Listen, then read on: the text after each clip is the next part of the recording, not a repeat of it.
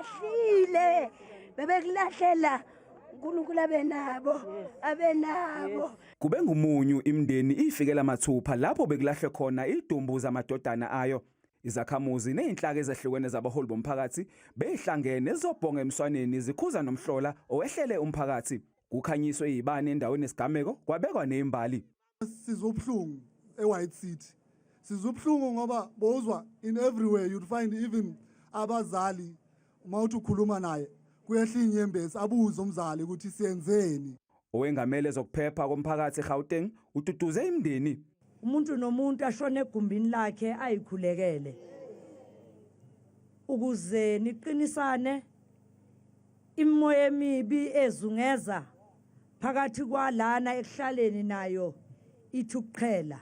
uMazibuko uthi inkonzo yomncwabo izoba ngolwesihlanu okwamanje akaboshwa umuntu ngalolu daba nophenyo lwamaphoyisa liyaqhubeka.